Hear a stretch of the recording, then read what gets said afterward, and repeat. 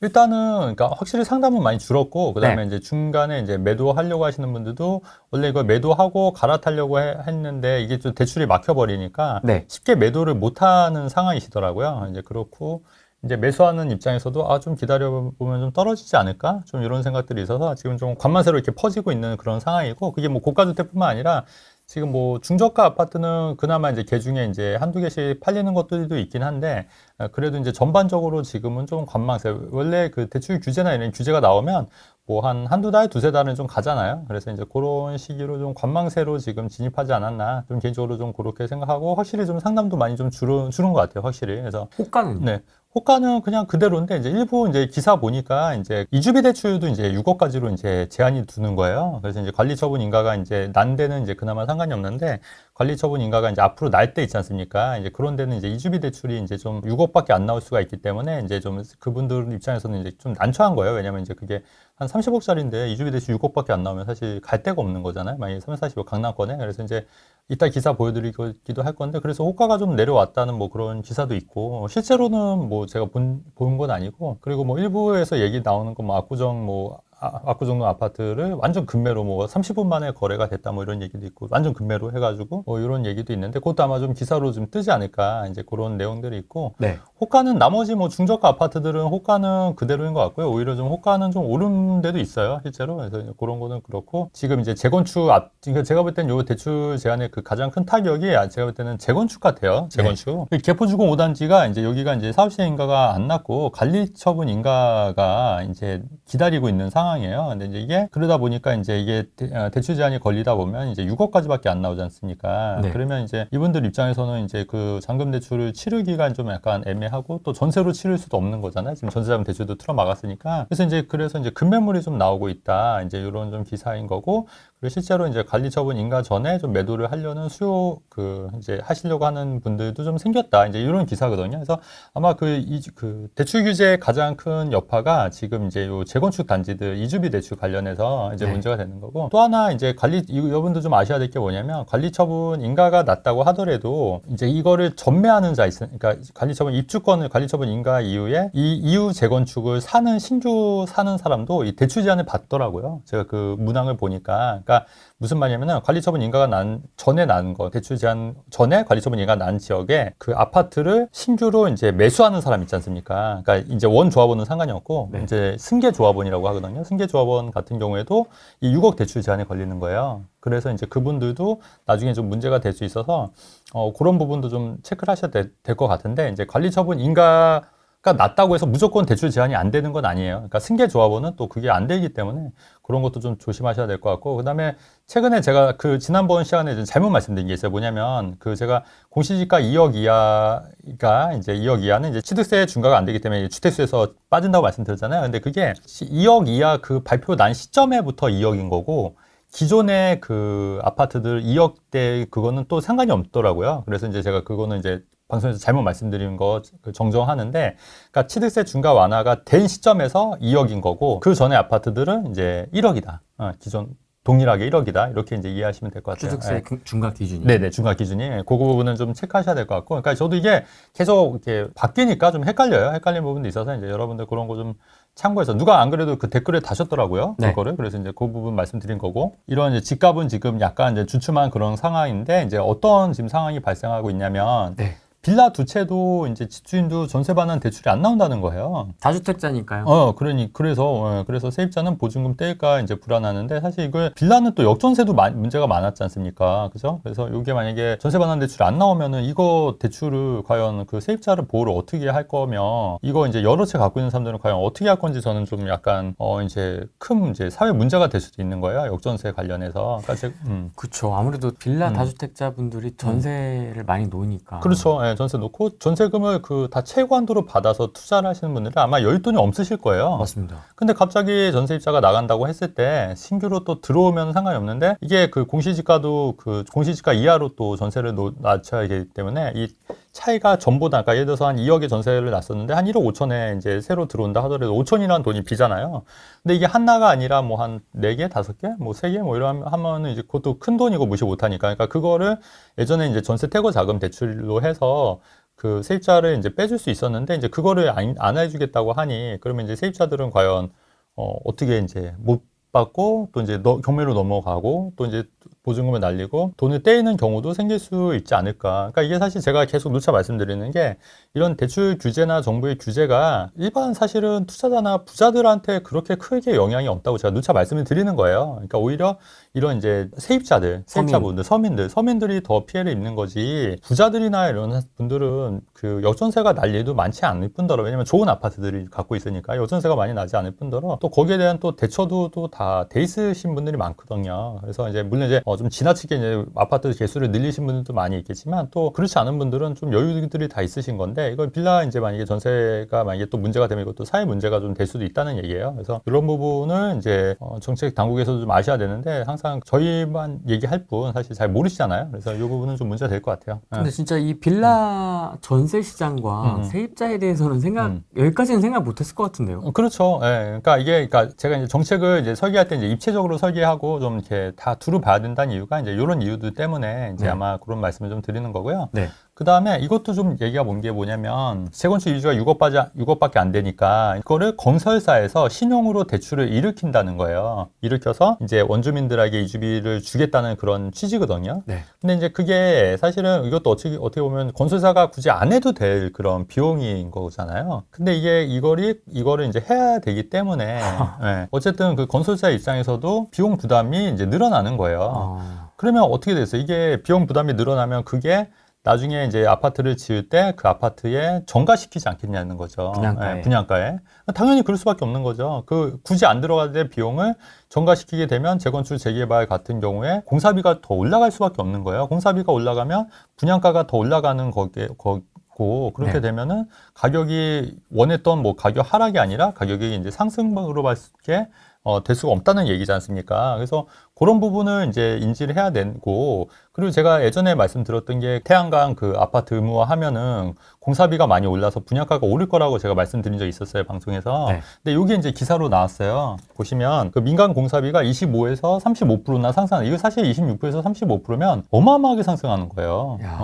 어마어마하게 상승. 그러면 이제 30%라고 잡으면 예를 들어서 10억짜리 아파트가 3억이 오른다는 얘기거든요. 공사비만 따졌을 때 좀 덜 하겠지만 그냥 뭐 단순 계산해도 뭐 10% 이상은 오르지 않을까. 그죠? 10억이면 뭐 11억, 12억. 그래도 사실 그것도 무시 못 하는 거니까 공사비가 또 집값에 또 영향을 끼칠 수 있기 때문에 그래서 공사비가 25에서 35% 상승하게 되면 제로 에너지 의무화가 본격 시행이 된다. 그래서 분양가가 이제 많이 뛸 것 같다. 이제 이런 이제 기사거든요. 그래서 이런 거. 그러니까 이것도 사실은 다 방송에서도 그렇고 예전부터 제가 말씀 많이 드렸던 예견했던 얘기인데 요 태양광 설치를 하게 되면서 이게 이렇게 이제 비용이 전가가 되는 거고 그 비용이 결국은 이제 분양 받으시는 분들, 이제 실소유자들한테 이제 전가가 되는 부분이 있기 때문에 이런 부분이 이제 분양가로 다 올라갈 수밖에 없다는 얘기를 지금 말씀을 드리는 거고 실제로 제가 말씀드리는 게 이 태양광이 정말 얼마나 효율이 좋을까, 그거는 좀 계속해서 따져봐야 될 것 같고요. 저도 궁금해요. 네, 그리고 그 문재인 정권에서도 원전을 좀 많이 이렇게 좀 천대했잖아요. 안 했어요, 원전을. 그러니까, 거의 뭐 해체시키려고. 네, 맞아요. 그랬는데 지금 여러분 원전 수요가 왜 이렇게 있냐면 아시다시피 요새 챗 GPT 다 아시다시피 한 번 더 말씀드리면 챗 GPT 이런 게 전력 소모가 어마어마한 거예요. 챗 GPT 한번 그거 질문하는 거게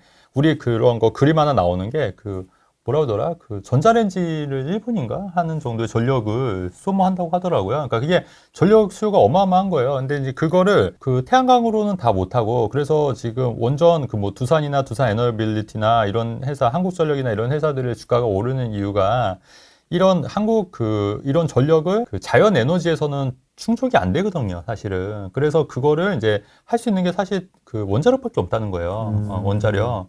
그럼 그래서 세계에서 지금 뭐 체코나 이런 데도 원자력 수출하고 하지 않습니까? 그러니까 세계에서도 이런 원전에 대한 수요가 이제 엄청나게 이제 늘어나고 그 다음에 우리나라는 워낙 이 원전 기술이 좋은 거지 않습니까? 근데 그거를 문재인 정권에서 완전히 다 해체 수준에 갔다가 윤석열 정권 때 다시 좀 살아났는데 이거를 지금 또 태양광을 또 다시 한다고 하면은 또 원전이 또 다시 이제 좀 해체 수준으로 갈 수도 있다는 얘기예요. 그렇게 되면은 이거를 이제 수출해서 우리 그 먹거리를 다시 이제 세계적으로 찾아야 되는데 또 세계의 기술이 있는데도 불구하고 요거를 이제 못하는 거지 않습니까? 그래서 이런 원전에 대한 이거는 그다음에 그 SMR이라고 이렇게 조그만 소형 원전 같은 것들도 굉장히 유망하거든요. 그래서 이제 그런 이제 주가들이 계속 좋은 거예요. 우리나라 주가도. 그래서 그런 부분도 감안했을 때 이게 과연 그 태양광 발전을 계속 하는 게 맞냐. 일단 그럼 대안이 있냐는 거예요, 사실. 그러니까 대안이. 저는 그게 좀 예, 있었으면 예, 좋겠어요. 뭔가 원전이 안 된다 그러면 그걸 대체할 수 있는 그럼요. 그거 동급 이상으로 예, 대체할 수 있는 게 뭐냐 그렇죠. 했을 때 사실 떠오르진 않거든요. 엄청 사실 원전만큼 그렇게 친환경적이고 오히려 괜찮은 게 없는데 사실 그 대안이 없기 때문에 이제 이렇게 하는 거고 뭐 나중에는 뭐 모르겠어요. 이게 진짜 나중에 뭐 정말 원전 이상의 어떤 에너지 자원이 있으면 모르겠는데 아직까지는 그런 게 없으니까. 그리고 전 세계적으로도 원전에 대해서 굉장히 또 우리나라에 그 수출할 수 있는 그런 여건이 생기는데 이거를 스스로 틀어 막을 필요는 없지 않을까. 어쨌든 예. 분양가는 굉장히 좀 네, 올라갈 것 오른다. 같습니다. 예, 예, 오른다. 많이 오른다. 그러니까 전세 대출이 안 되잖아요. 네. 그러니까 이거를 어떻게 하냐면 요새는 저도 이제 이런 생각을 했었는데 먼저 전세입자를 전주인이 전세를 맞추는 거예요. 그리고 매도하는 거예요. 그러니까 왜냐면 낀 상태로. 그렇죠. 낀 상태로. 그래서 이제 그거를 원래는 이제 그 소유권 이전할 때, 그러니까 내가 이제 계약금 내고 잔금을 전세자금 대출로 치렀잖아요. 그 사람이 전세자금 대출을. 근데 이제 날이 같은 날에 전세자금 대출이 안 나오는 거지 않습니까?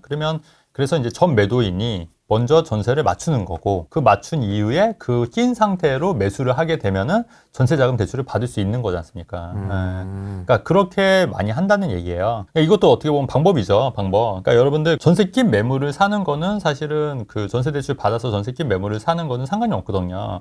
근데 만약에 자 이렇게 했어요. 그럼 이거를 어떻게 막을 거냐는 거죠. 그럼 이것까지도 어떻게 막을 거냐는 거죠. 저는 묻고 싶어요. 이거를 그럼 어떻게 막을 거냐. 이것도 문제가 있다고 보면은 전세 낀 매물을 사서 자율적으로 이제 매수자가 협의해서 그렇게 한 거지 않습니까? 근데 이거를 그럼 어떻게 막을 거냐는 거죠. 실거주자만 매수해라. 실거주자만. 그러면 또 문제가 뭐냐면 부작용들이 생길 수 있는 거죠. 예상치 못하는 부작용들이. 엄청 나오죠. 예. 미리 사놓고 돈이 모자라서 그런 사람들 없어지는 거죠. 그 사람들 못 사는 거죠. 신혼부부들이라든지 뭐 이런 거. 그러면 이제 다 막히는 거죠. 다 막히는 거고 옛날에 어디지? 어느 나라에서 그 1주택 전략으로 내 집을 팔아야만 이사 갈 수 있는 나라가 어디였더라? 있었습니다. 있죠. 알죠. 예. 그러니까 그렇게 되는 거죠, 뭐. 그럼 이제 내가 갈 곳이 없어. 저기가 비어야 내가 가는데 저기가 안 비니까 내가 못 움직여. 그쵸. 그러니까 꽉 막히는 거죠. 그렇죠. 꽉 막혀서 이게 제가 말씀드린 게 규제를 하면 할수록 계속 이런 부작용과 이런 또 다른 방법들이 이렇게 생겨날 수 있다는 얘기인데 예. 사실 요거는 저도 예상을 했었던 부분이거든요. 그러니까 전세 낀 매물을 매도하는 거는 상관이 없기 때문에 이제 집주인이 이제 그 전세자금 대출을 받아서 전세를 낀 물건을 매도인이 이제 하고 그걸 그냥 매도하는 거예요. 그렇게 하면 되죠, 뭐. 그렇게. 그러니까 이거 참 저는 개인적으로 좀 문제가 많이 있다. 그래서 여러분들도 이런 방법들도 있으니까 좀 참고하시면 좋을 것 같다. 이런 부분도 말씀드리는 거죠. 규제의 역설이죠. 뭔가 이렇게 규제를 하면 할수록 뭔가 계속 꼬여. 그러니까, 맞아요. 이상해져. 그러니까 그런 거죠. 옛날에 로베스피에르가 모든 국민은 우유를 반값에 먹을 수 있는 권리가 있다. 얼마나 멋있어요, 말이. 정의롭고. 네, 정의롭고 멋있으니까 막 사람들이 막 열광하고 막 환호한 거예요. 그래서 우유를 반값으로 해! 그랬더니 그 이제 젖소들이 누가 키우겠냐고요, 사람들이. 안 키워. 그냥 다 도축하는 거지. 네. 그냥 고기로 하는 거지. 그래서 이제 젖소 업자들한테 이제 로베스피에르가 물어봤어요. 왜 우유를 싸게 못하냐 했더니 사료값이 비싸다고 또 핑계를 대는 거예요. 아니 누가 그렇게 핑계 대지 않습니까? 그래? 그러면은 사료값을 반값으로 내려 했더니 그 사료 하시는 분들이 다 농사를 안 쳐. 재배를 안 해. 재배를 안 하죠. 그러니까 왜냐면 우유를 팔 때마다 손해인데 누가 하겠냐고요. 그다음에 그 사료를 할 때마다 손해인데 그건 누가 그냥 잠이나 자는 게 낫지. 그렇죠. 안 그랬습니까? 근데 그거를 그렇게 하다 보니까 우유값이 오히려 폭등을 해서 결국에는 그 서민들뿐만 아니라 모든 사람들이 어린 아이들도 다 못 먹는 거예요. 부자들만 우유를 먹을 수 있었던 거야. 똑같은 거예요, 똑같은 거. 근데 정작 그 정책 위반자들은 이런 생각을 안 하는 건지 일부러 안 하는 건지 한심하다는 얘기를 계속 말씀드리는 거지 않습니까? 그래서 로베스피에르도 결국에 어떻게 됐냐면 어떻게 될게요? 어떻게 됐어요? 단두대 처형됐어요. 아웃됐습니다. 네, 아웃. 그러니까 거기 프랑스 무섭잖아요. 프랑스 혁명 때. 거기는 이렇게 칼 이렇게 무서운 거 위에서 떨어지잖아요. 길로틴, 단두대. 이렇게 붕 떨어지잖아요. 로베스피에르도 사실은 본인이 선한 영향을 끼치려고 했던지 아니면 진짜 몰라서 그랬던지 어쨌든 그게 결과는 어떻게 됐냐면 처참했다는 거죠. 그러니까 마찬가지로 지금 이런 대출 규제나 규제도 제가 볼 때는 이런 부작용들이 계속 생길 것 같아요. 계속 생길 것 같아요. 왜냐면 아까도 말씀드렸듯이 건설사도 부담, 그죠? 그 다음에 세입자들도 전세입자들도 부담, 서민들도 부담. 왜냐면 내 전세금 뗄 수도 있으니까, 그죠? 그 다음에 집주인들도 이사를 가야 되는데 못 가야 되니까 부담. 이게 다 부담이잖아요. 그러니까 정책이라는 게 에브리바디 윈이잖아요. 모든 사람이 좋아야 되는 거지 않습니까? 예.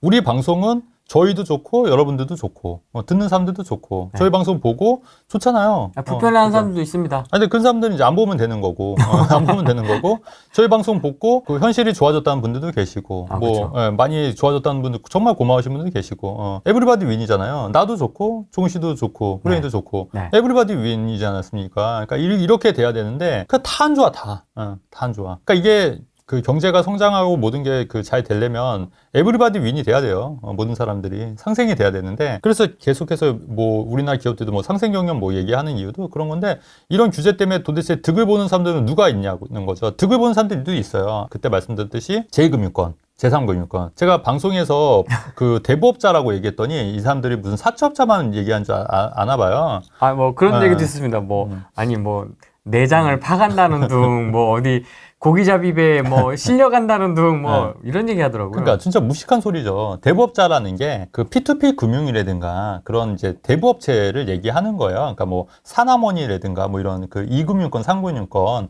그런 거 이제 제가 이제 그래서 금리도 뭐 한 중금리에 8에서 10%라고 얘기했지 않습니까? 그러니까 사채는 뭐 20, 30% 이런 게 아니라 연 8에서 10%의 중금리로 빌려줄 수 있는 그런 대부업체들이 반사 이익을 얻을 거라고 말씀드렸고 실제로 그런 기사들도 요새 나오고 있어요. 그 P2P 대출도 그렇고 그런 기사들도 근데 P2P 대출은 또 이게 금융위원회에 이게 안 돼 있는 거거든요. 맞습니다. 예. 그럼 어떻게 할 거냐고요. 그 사적인 아니 그다음에 개인적으로 사적으로 내가 1억 빌려주겠다는데 그것까지 어떻게 막을 거냐는 거죠. 그거 막을 수 있습니까? 그거 막으면 더 부작용이 생기는 건데 개인 간의 사거래 그 대출해 주는 걸 어떻게 막겠냐고요. 그러니까 그렇게 따지면은 결론적으로 한도 끝도 없는 거예요, 결국. 막을 때마다 부작용이 다 생길 수밖에 없는 거고. 안 그렇습니까? 맞습니다. 예. 그러니까 이 규제가 이게 계속 이게 부작용이 생긴다고 제가 누차 말씀을 드리는 건데 참 이게 좀 안타깝고 어쨌든 우리 입장에서는 이제 사금융은 엄청나게 발전할 수도 있겠다. 그게 또 오히려 보면은 좀 이 시기에 기회의 포인트가 아닐까. 저는 개인적으로도 그런 생각도 하고 있어요.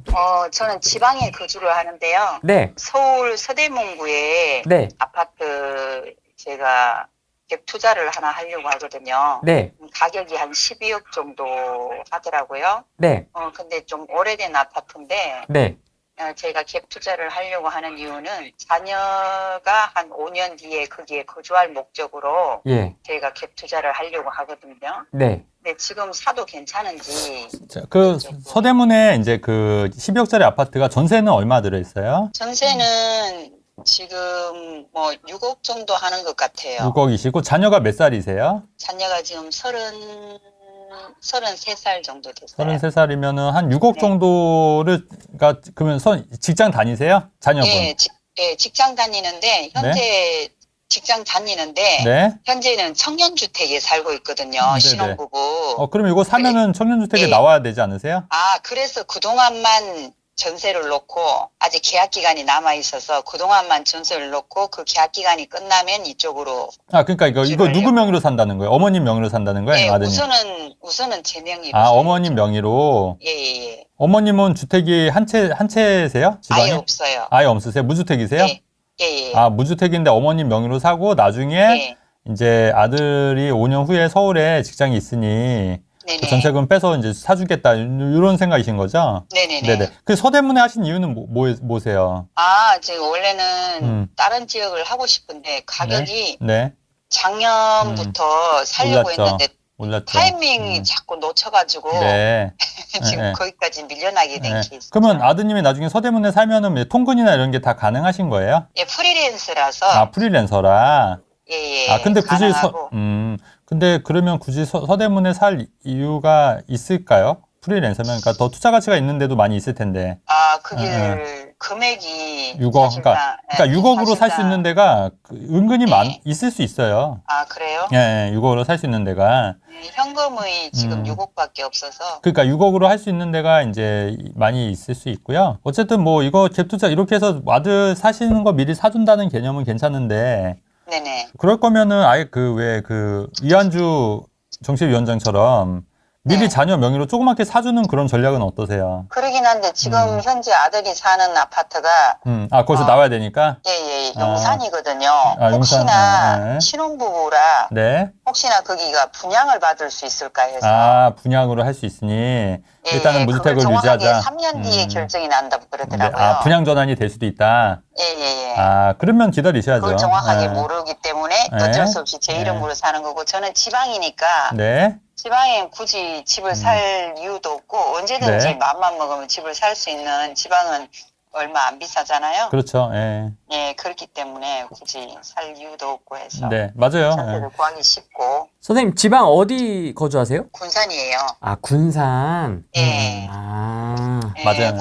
군산이긴 한데 군산도 지금 뭐 한 2억 9천 3억에 분양된 아파트가 현재는 한 4억 5천 정도 하거든요. 네. 그러세요. 그러니까 뭐 서울에 사시는 거는 뭐 투자 가치로서는 뭐 지방보다는 서울이 낫죠. 그죠? 그러니까. 네네네. 근데 이제 6억으로 이제 서대문에 할 거냐 아니면 다른 지역도 볼 거냐. 요거는 조금 이제 생각해 보셔야 될 문제긴 한데 제가 볼 때는 그 6억으로 서울에 지금 이 시기에 사는 시점은 굉장히 괜찮다고 봐요, 저는. 예. 근데 이제 그게 뭐 말씀하신 뭐 서대문에 어떤 아파트를 사냐 아니면 다른 지역에 어떤 아파트를 사느냐에 따라서 그 희비가 좀 더 달라진다는 뿐이지. 그래요? 네네. 그래서 서대문보다는 저는 다른 지역들도 한번 눈여겨보시는 것도 괜찮을 것 같아요. 제가 어떤 지역이라고 말씀 못 드리지만. 예. 서대문 저기 독립문 아파트. 그러니까 제 말은. 예. 다른 지역으로 보라. 네네네. 다른 지역도 좀 더 눈여겨보시는 건 어떠실까 하는 게. 서울 내에서. 네, 서울 내에서. 서울 내요? 네네네. 그 금액으로 할 수 있는 데가 있다는 얘기시죠? 6억이면은 뭐 네. 가능성이 굉장히 많아요. 그렇습니까? 6억이 그래요? 많아요. 예. 그래서 뭐 그런 것도 한번 고민해 보시고 어쨌든 잘 네. 하셔서 그렇게 계획하시면 될 것 같고 아드님은 그 내 집 마련 당장 하시는 것보다 어머니가 이렇게 사시는 게 괜찮을 것 같아요. 좋은 전략인 것 같아요. 예, 감사합니다. 네네. 후랭이 그 말이 시청하고 있습니다. 고맙습니다. 네, 감사합니다. 네. 네. 네. 군산에 계셔도 그죠? 이제 서울에 이제 아파트를 열심히 그러네요. 생기니까. 그러니까 그러네요. 제가 다 하는 얘기예요. 이렇게 얘기하는 거고. 그다음에 이제 이게 청년주택의 문제가 뭐냐면 그러니까 이러니까 집을 안 사는 거예요, 본인들 입장에서는. 또 이런 청년주택이 또 공공임대가 많아지면 많아질수록 돈 없는 거랑은 또 상관없는 거예요, 사실은. 그러니까 돈은 또 다른 데 다 하지만 또 이런 식으로 이제 또 근데 이게 보면 다 임대면은 사실은 취득세며 양도세며 재산세는 누가 내냐고요. 도대체. 다 임대주택은 사실 그런 거 좀 부과가 안 되는 거예요, 임대주택이니까. 그럼 세금 내면서 이렇게 하는 사람들은 뭐냐고요, 도대체. 참 임대주택이나 이런 거 참 공공기관에서 냅니다. 공공기관에서 내는 거지. 그게 세금이 나갑니다. 세금이. 그러니까 세금이 나가는 거니까 그것도 다 세금이 줄줄 새는 거잖아요, 제 말은. 세금이 일로 갔다가 일로 가는 거죠. 그러니까 이게 다 결국은 세금만 다 그러니까 제가 서두에 얘기했듯이 빚이 많은 아빠가 좋냐 빚이 없는 아빠가 좋냐고 물어봤을 때 빚이 없는 아빠가 좋잖아요. 똑같이 국가도 빚이 많은 국가가 좋냐 빚이 없는 국가가 좋냐 했을 때 당연히 빚이 없는 국가가 좋은 거예요. 당연히.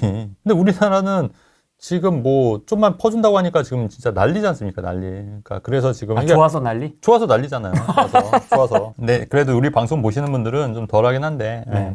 그러니까 이게 현실을 들여다 보면은 저는 왜냐면은 이런 상담을 계속 하니까 네. 현실을 계속 맞닥뜨리는 거예요. 현실을. 얘기를 계속 나누니까. 네. 그러니까 이제 알고 이제 그런 거에 대해서 이제 계속 어필을 하고 얘기를 하는데 뭐 바뀌는 거는 없잖아요. 바뀌는 거 없어요.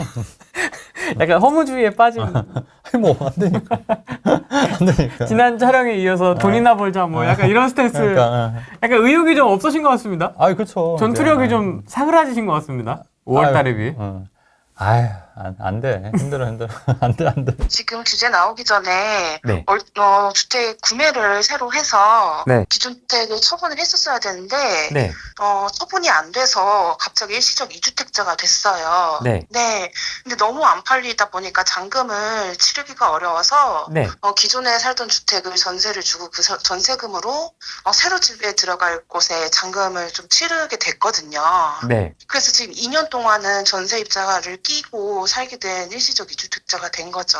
네. 그렇다 보니 이제 이 2주택자가 살 수 있는 방안이 있을까? 어떻게 이 네. 규제 폭탄 속에서 살아남아야 될지 조금 문의를 드리고 싶어서. 연락을 드렸습니다. 아니요, 지금은 이제 뭐 더 사신다기보다는 지금 네. 어쨌든 일시적 1세대 2주택이 되셨으니까 근데 다행히 그게 계약이 요번에 그 대출 규제 전에 계약을 하신 건가요? 바로 일주일 전에 했어요. 아, 예, 그나마 다행이시네요. 네, 네, 그래서 네, 전주, 2주 전에도 농협에서 갑자기, 6월 6일이니까 3주쯤 전이네요. 아, 네네네. 예. 현충일 바로 전 4시에 네. 농협에서 대출 규제 안 된다고 먼저 얘기가 나왔었어요. 네. 그래서 그때 마음이 급해서 계약을 했거든요. 네네네. 그러니까 네. 대출 전에 어쨌든 이제 그 계약을 조짐이 하셨기 있었구나. 때문에, 예. 네. 그래서 왜냐면 이제 은행권 이제 다 부르는 했잖아요. 예상했었잖아요, 네네. 우리가. 예. 네, 예상했죠. 그래서, 예. 그 전부터 열심히 네네. 보고 있었습니다. 맞아요. 그래서 예. 덕분에 네네네.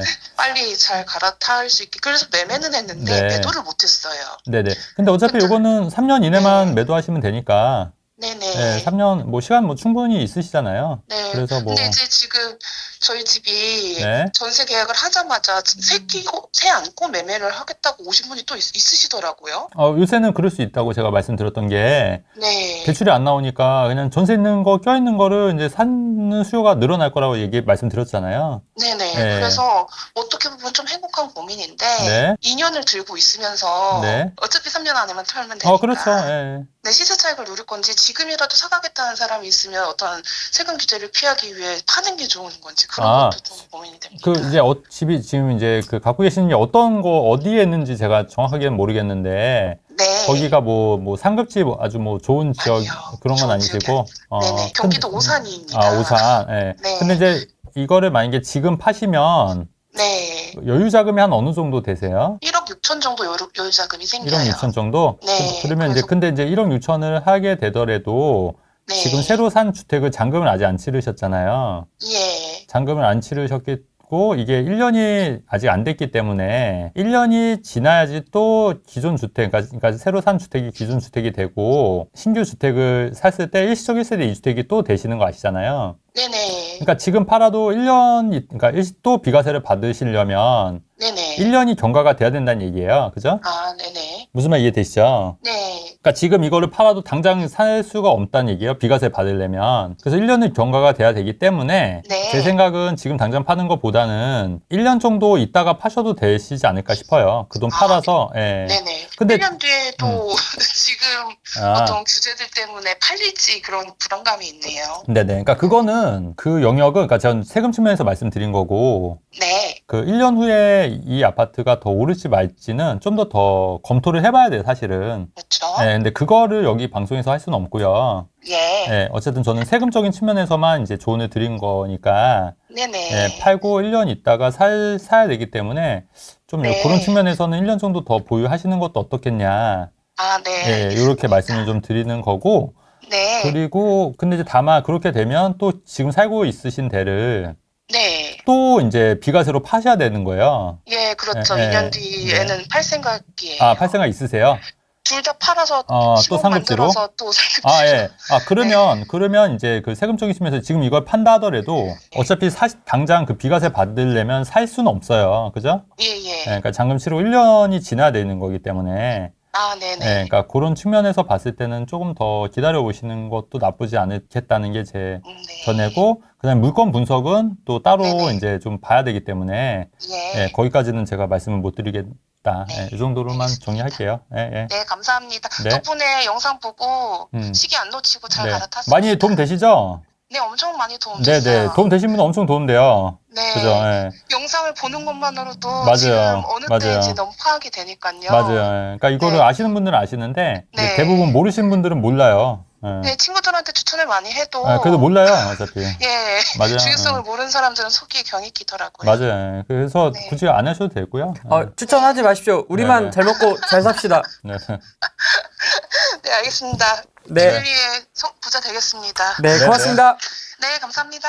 네. 처음으로 지금 집을 샀는데 네. 그 산 집이 뭐 좋은 집은 아니에요. 예. 예, 그 이제 프랭이 TV 보고 여러 가지 이제 봐가지고 샀는데 대출을 받을 수도 있고 전세입자를 이제 받아야 되는 상황이거든요. 근데 이제 전세가 시장이 지금 굉장히 좀 얼어붙었다고 판단이 돼서 이 얼어붙은 상태에서 전세를 받아야 될지, 왜냐하면 9월 말이 이제 잔금 일자거든요. 예. 그래서 그거를 전세를 계속 밀고 나가야 될지 아니면 대출을 받아가지고 좀 안전하게 있다가 그걸 뭐 다른 방법으로 전략을 짜야 될지 그게 지금 굉장히 고민 중이거든요. 그러니까 잔금 치르지 못할까 봐. 왜냐하면은 이게 정부에서 워낙 말을 많이 바꾸고 예. 네. 뭐 강력한 주택 규제를 뭐 더 이것저것 막 해가지고 어렵게 만들까봐 고민 중이거든요. 네, 제가 답변 드리면 이 경우 같은 경우에는 제가 이제 그 간단하게만 받으면 당연히 그 대출 받아서 잔금 치르는 게 맞으세요. 예. 그 어쨌든 대출 규제 전에 이제 그 계약을 하신 거죠. 네네. 그러니까 대출이 나오니까. 왜냐면 대출이 지금 안 나와서 문제인데 예. 그나마 대출이 나올 수가 있는데 이 대출을 왜 안 받으세요? 금리도 좀 많이 높고. 그러니까 그렇다 하더라도 그건 어떻게 상세하시면 되냐면 대출을 받고 예. 월세를 받으시면 돼요. 아, 월세를 받고 이제 예. 그 보증금은 또 받지 않습니까? 예. 그래서 대부분의 주택은, 아파트는 월세 받으면 대출 이자는 어느 정도 충당이 돼요. 예. 예, 그래서 크게 문제 없고, 예. 그리고 대출은 저 같으면 가능한 좀 최대한으로 받을 것 같아요. 그리고 이제 내가 대출 이자보다 더 수익을 낼 자신이 있으면 네. 꼭 부동산이 아니어도 괜찮잖아요. 예. 예. 뭐 예를 들어서 뭐 주식이 될 수도 있고 펀드가 될 수도 있는 거고 채권이 될 수도 있는 거고, 예. 예, 뭐 그런 식으로 투자를 하시면 되기 때문에 예. 지금은 대출을 많이 받는 게 더 유리한 상황이고 대출을 못 받아서 난리인 상황이기 때문에 지금 무조건 대출을 많이 받고 예. 월세 세팅을 하신 게 유리하고, 그다음에 전세입자도 지금 전세자금 대출이 안 나오기 때문에 예. 전세를 맞추는 것도 쉽지는 않으실 거예요. 예. 그래서 오히려 월세를 놓는 게 나으세요. 네? 거래량이 그래도 좀 꽤 나오는 역세권이라 가지고. 네네. 보면은 한 2, 3개월 있다 보면 나오지 않을까. 전세가. 예. 근데 이제 전세자금 대출이 막혔잖아요. 예. 그러니까 이제 그런 전세 자금이 그 대출 없이 하시는 분들이 굉장히 적거든요. 예. 그래서 그 수요보다는 예. 이제 월세로 보증금 낮게 해서 월세를 내려고 하는 수요가 더 많으실 거예요. 예. 그러니까 오히려 그 대출을 받아서 월세를 놓는 게 더 좋은 전략에 부합한다는 말씀이에요, 제가. 무슨 말씀인지. 네네, 이해되셨죠? 예. 네네, 그렇게 하시면 돼요. 감사합니다. 네네. 네, 고맙습니다. 그 무순위 줍줍 시세 차익이 많이 나는 거예요. 네. 이제 대출 규제랑 스트레스 DSR도 적용돼서 네. 그거를 혹시 받아서 뭐 따르게 하는 방법이 있을지 혹시 그게 궁금해서 전화를 드렸습니다. 네, 그거 하는 방법이 있고요. 일단은 당첨되고 오세요. 당첨이 되시고 나서 오세요. 일단 다 넣으시고요. 네, 걱정하지 마시고. 무주택이세요, 지금? 네네. 그러면 일단은 계약금 정도는 없으세요, 계약금도? 아니요, 계약금은 어떻게 끌어서 하면은 될 것 같은데 이제 그럼, 잔금이 안 나온다고 해서. 그러니까 어쨌든 당첨이 되고 계약을 할지 말지 그 기간이 있어요. 네네. 당첨이 되더라도 네. 당첨이 돼도 내가 계약을 안 하면 그만인 거예요. 네. 그러면 다른 사람한테 넘어가는 거예요. 그럼 네. 당첨이 많이 됐지 않습니까? 네. 그러면 그때 저 찾아오시면 돼요. 네, 요 네. 번호로 연락. 예, 그러셔도 되고 아니면 저희 고정 댓글에 지금 영상 설명란에 더보기 보시면은 네네. 최진권 대표님 연락처가 있거든요. 네. 그 상담 그게- 안내하는. 네. 대신에 무료 상담은 안 해요, 제가. 네. 예, 이거 슈레인 TV 전화 상담만 무료 상담이고요. 네. 예, 그 유료 상담을 하시긴 해야 돼요. 네. 예, 그래도 많이 필요하시면 그때 오시면 돼요. 예. 네. 네네. 감사합니다. 네네. 네. 줍줍 대고 연락 주십시오. 네네. 네. 네. 네. 제가 최진권 대표님께 네. 걱정했던 그거랑 똑같이 질문하네요. 네. 동탄할 때 맞죠. 전국구로 난리가 났지 않습니까? 그래서 대표님 저 이거 잔금 치를 돈이 없습니다. 그랬더니 내 돈을 꿔서라도 해주겠다. 맞죠. 일단 대고 와라. 맞죠. 당첨되고 얘기나 하자. 맞죠. 일단 닥치고 너라도 맞아. 생각이 너무 많다. 맞아. 이제 그랬던 기억이 맞아, 납니다. 맞아. 일단 대고 걱정하라고. 맞아요. 그래서 다 쓸데없는 걱정들이야, 지금. 쓸데없는 걱정. 어차피 안 된다고. 왜냐면 경쟁률이 500대 1이라고요. 왜 지금 쓸데없는 걱정을 하시는지 난 모르겠어. 이거 통화하면서 네. 잠깐 순간 착각했잖아. 줍줍이 되신 거구나. 그래서 그런데 아직 되신 건 아닌 걸로. 아니요. 아닌 걸로. 제가 볼 때는 저한테 안 오세요. 다른 걸로 오면 오지, 그걸로는 안 와. 근데 가끔 진짜 한 1,500대 되신 분 오신 적 있어요. 예, 한 두 명 정도. 근데 진짜 신기하긴 하더라고. 네. 그냥 문자 띵동 왔는데, 어떻게 해야 되는지 이제 상담 받으러 오시긴 했는데. 그런 분들도 계시긴 해요. 근데 이제 이제 대부분 이런 걱정을 하시는 분들은 안 돼. 되셨으면 좋겠습니다. 네. 되셔서 아유, 한번 꼭 찾아오세요. 예. 찾아가셨으면 좋겠네요. 네네네. 그럼 그때 이제 또 상담은 제가 또 잘 드릴게요. 예. 네. 아까 말씀드렸듯이 우리가 이제 그 투자 대가한테 많이 배워야 된다고 말씀드렸고. 오늘 네. 여러 가지 유형을 배웠습니다. 네, 그래서- 영등포 상가를 네, 네. 투자한다라든지. 그렇죠. 그거를 이제 미리 자녀 명의로 1,000만 원. 예, 가족 법인. 예, 그거를 사놓고 10년, 20년 묵혀두면 그게 30억이 될 수도 있다.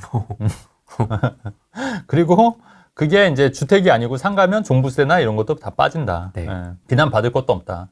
뭐가 다른지 모르겠지만 비난받을 것도 없다. 주택이 아니니까 비난받을 것도 없고 다주택자도 아니고 어쨌든 그거를 갖고 있으면 재건축되면 입주권을 받을 수 있다. 아파트를 받을 수 있는 권리가 있다. 생긴다. 예. 그렇게 하고 그렇게 되면 이미 징여상속은 끝났다. 그렇잖아요. 뭐 30억 정도 뭐 해주면 끝 아닌가요? 그죠? 그거 이제 하고 그다음에 배추박 농사도 잘하면 26%인가? 27%. 27%할 수가 있으니까 그런 방법을 찾을 수 있을까 없을까 모르겠지만 한번 해보셔라. 워런 버핏 뺨 때릴 수 있다. 뺨 때릴 수 있다. 그럴 수도 있겠더라. 이거는 이제 투자 사례니까, 성공 사례니까. 그리고 이제 세 번째는 배우자 명의로 이제 건축을 하게 되면은 뭐 절세라든가 이런 게 좀 유리할 수 있지 않을까. 예, 이런 측면에서 이제 말씀을 드렸다. 하지만 요새 상가주택은 트렌드는 아니다. 예, 이런 부분도 좀 말씀드리는 거고. 네. 그다음에 전반적으로 이제 전반적인 상황. 부동산 시장은 당분간 좀 잠잠하긴 할 것 같아요. 이제 잠잠할 것 같은데 이제 이게 또 어떤 또 트리거에 의해서 또 어느 정도 또 갑자기 또 확 될 수도 있고 아니면 좀 더 잠잠해질 수도 있고 어쨌든 더 누르면 더 눌릴 수도 있고 그건 이제 상황 따라 달라질 것 같은데 어쨌든 이런 규제책이 나오면 뭐 한두 달 정도 가고 그 지나면은 또 언제 그랬냐는 듯이 또 방법들을 찾더라. 아까 그 왜 전세 낀 날짜 달리해서 매도하는 전략이 있었잖아요. 그러니까 그런 식으로 이제 계속 그런 방법들이 생긴다. 그러면 그때마다 규제를 또 막을 거냐? 현실적으로 그게 가능하겠냐? 하면 우유 할수록 맞고 젖소 맞고 사료 그렇죠. 맞고 그렇죠. 더 부작용만 생긴다. 젖소 맞고 우유 막는다 하더라도 결국은 우유가 폭등해서 그러면 그 피해를 누가 보냐? 부자들이 보냐? 아니다. 저희는 피해 크지. 그러니까 피해를 보긴 보더라도 그렇게 크지 않다는 얘기야. 진짜로 이게 클 수가 없죠. 안 그래? 제가 뭘 크게 보겠습니까? 대출을 많이 받은 것도 아니고 제가 입장에서는 월세를 받고 있는 거고 대출이 많은 것도 아니고 그렇잖아요. 근데 이제 아까 말씀드렸듯이 뭐 그러니까 어디 댓글에 막 이런 얘기 써있더라고요. 영끌에서 집 샀나 보다. 영끌에서 집 안 샀어요, 저는. 영끌에서 집을 산 적이 없어요, 저는. 그리고 무리한 투자를 안 한다고 말씀드렸잖아요, 다. 예. 그럼 무슨, 뭔 상관이냐고요. 근데 어쨌든 그렇게 되면은 결국에는 그 전세나 이런 이제 전세 세입자분들 있잖아요. 5천, 6천 전 재산인 분들. 그런 분들이 전세금 다 떼이고 뭐 할 수도 있지 않겠냐. 예. 그런 게 진짜 문제라는 거예요. 제 얘기는. 근데 이런 얘기를 아무리 진짜 진심으로 얘기를 해도 댓글들 반응을 보면 안 믿는다. 안 믿어. 근데 왜 안 믿나 봤더니 저쪽 편에서는 막 울더라. 그러니까 그 말을 믿더라. 투기꾼들이 집값 올리고 다 한다고 하는 얘기를 울면서 하니까 믿더라. 그러니까 우리도 울어야 된다. 때려주게도 울지 못하겠다. 네. 억지로. 그래서 만약에 여러분 한 몇 년간 방송 보셨잖아요. 그래서 본인들 인생이 점점 나아지고 있다고 느껴지면 그 방송이 맞는 거예요. 프레임TV가. 근데 몇 년간 그 방송을 보고 있는데 본인 인생이 자꾸 안 좋아지고 있다면 그 방송은 잘못된 방송이라고 보시면 돼요. 그것만 염두에 두시면 좋을 것 같아요. 프레임TV 방송을 꾸준히 보신 분들은 다 인생이 좋아진다고 그래요, 진짜로. 제 방송 보시는 분들 특히나 또 말씀드리면. 그래서 그런 부분을 좀 잘 깨달으셨으면 좋겠다. 그런 말씀 좀 드리는 거죠.